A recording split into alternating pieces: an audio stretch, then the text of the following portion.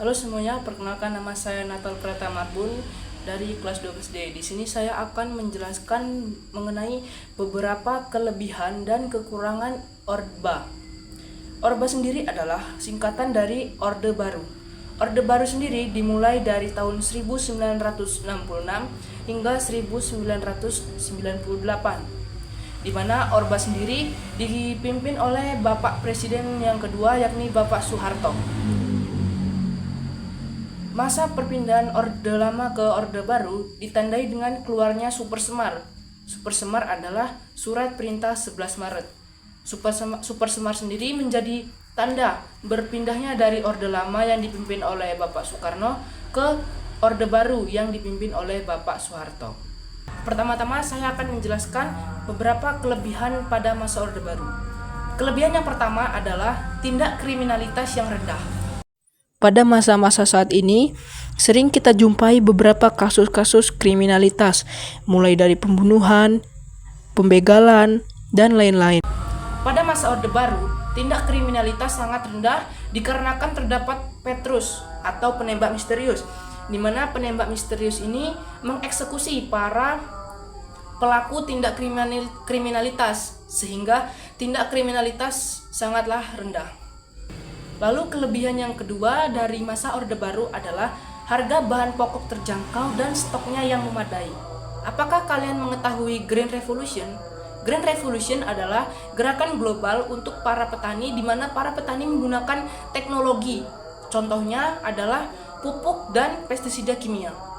Pada masa zaman Orde Baru, pupuk dan pestisida kimia digunakan untuk meningkatkan hasil tani, sehingga hasil tani pada zaman Orde Baru meningkat, dan sehingga Indonesia dapat mengekspor hasil taninya ke beberapa negara. Green Revolution pada zaman Orde Baru dikenal dengan Panca Usaha Tani pada tahun 1979. Kelebihan yang berikutnya adalah pembangunan infrastruktur yang cepat. Contoh dari pembangunan infrastruktur yang cepat pada zaman Orde Baru adalah dibangunnya Tol Jagorawi.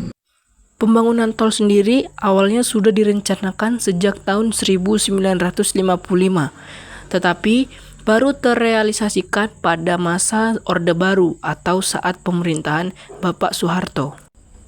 Selain Tol Jagorawi, contoh lain dari berkembangnya infrastruktur saat masa Orde Baru adalah gedung-gedung yang dibangun pada masa Orde Baru yang bertahan hingga saat ini.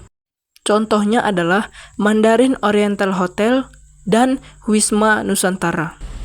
Kekurangan dari masa Orde Baru adalah yang pertama, tingkat KKN yang sangat tinggi. KKN sendiri adalah singkatan dari korupsi, kolusi, dan nepotisme. KKN sendiri dicetuskan oleh Amin Rais, di mana pada masa Orde Baru, jika kita ingin membangun suatu usaha, harus memiliki modal yang sangat besar, atau harus memiliki relasi yang kuat dengan orang pemerintahan atau yang disebut dengan orang dalam. Lalu kekurangan yang kedua dari zaman Orde Baru adalah tingkat pelanggaran HAM yang tinggi.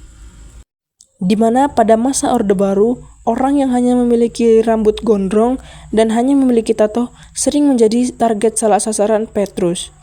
Di mana Petrus mengeksekusi targetnya tidak sesuai dengan peraturan yang berlaku atau tanpa peradilan.